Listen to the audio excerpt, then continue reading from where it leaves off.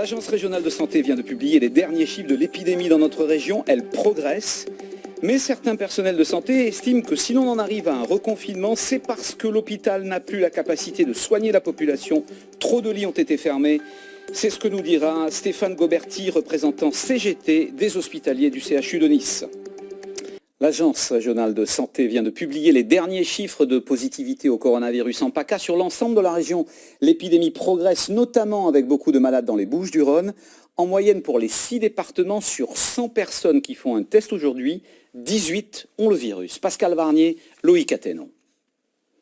La situation sanitaire continue de se dégrader, avec la semaine passée un taux de positivité en région PACA de 18,3%, soit près de 6% d'augmentation par rapport à la situation d'il y a 15 jours. Cette hausse concerne les 6 départements. La semaine dernière, plus de 113 000 tests ont été réalisés. L'Agence régionale de santé recense 462 clusters actifs, dont 74 dans les Alpes-Maritimes et 54 dans le Var.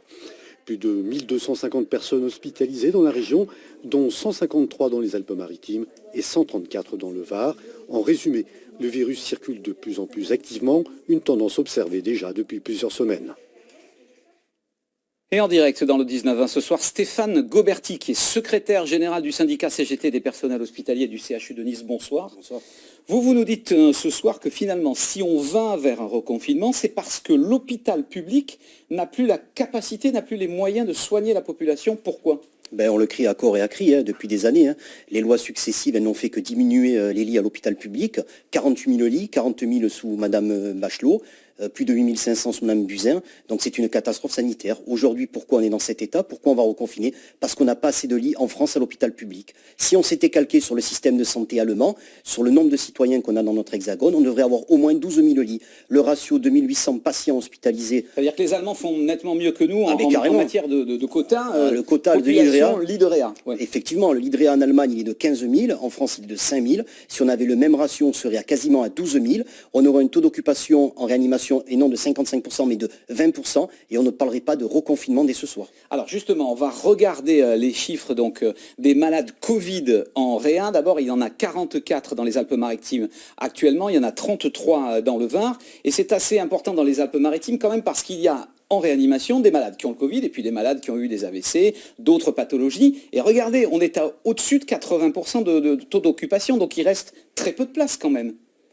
Effectivement, il reste très peu de place puisque, je vous l'ai dit tout à l'heure, on a diminué nos lits à l'hôpital public, mais surtout des lits traditionnels, des lits de réanimation depuis toutes ces années. Et je crois qu'aujourd'hui, il faut carrément avoir une politique financière qui développe la santé publique pour qu'on retrouve des conditions de travail souveraines à l'hôpital et qu'on puisse embaucher dignement des personnels pour qu'ils travaillent correctement. Alors, est-ce qu'on peut écouter maintenant, je vous propose d'écouter maintenant Véronique Mondin, qui est infectiologue à l'hôpital Larcher. Olivier Chartier-Delegue et Robin Ricot lui ont posé une question très simple. Où en est la deuxième vague? Mais surtout, qu'est-ce qui se passe au niveau du manque de moyens? Et je crois qu'elle vous donne raison. A-t-on observé une augmentation du nombre de patients Covid admis à l'hôpital? Depuis cette deuxième vague, puisqu'il faut quand même bien l'appeler comme ça, on a eu au CHU de Nice qu'à déplorer 4 décès.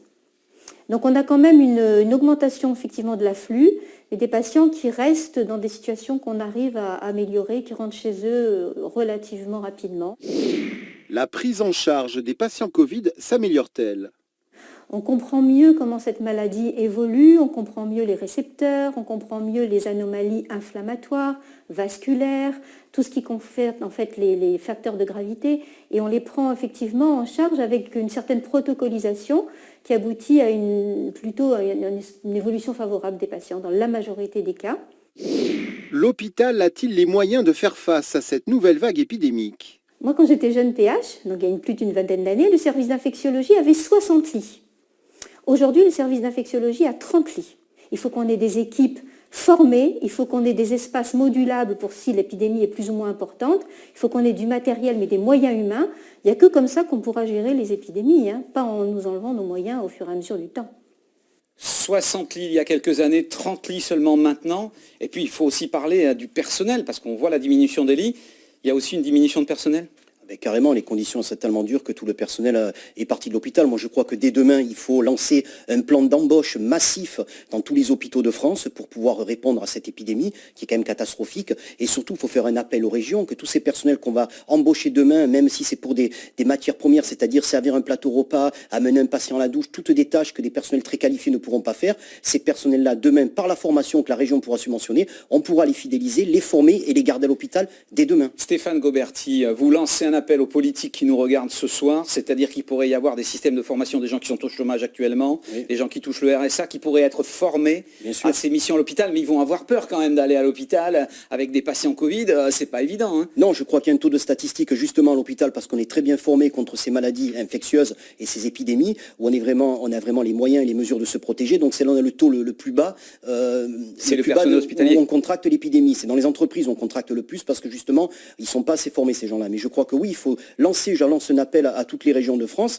et essentiellement à la nôtre, pour qu'on embauche massivement du personnel dès demain pour qu'on réponde aux besoins, et que dès demain aussi, on fasse des plans de formation pour qu'on puisse les fidéliser sur des métiers qualifiants, comme les métiers infirmiers, où il y a 3 ans de formation. Très très rapidement, vraiment en quelques secondes, vous avez dit tout à l'heure que les personnels partaient, c'est-à-dire qu'il faut quelques années en public, ils vont dans le privé ?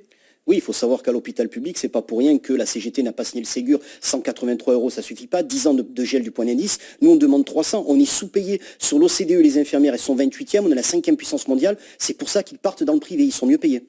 Merci beaucoup Stéphane Goberti de cette intervention.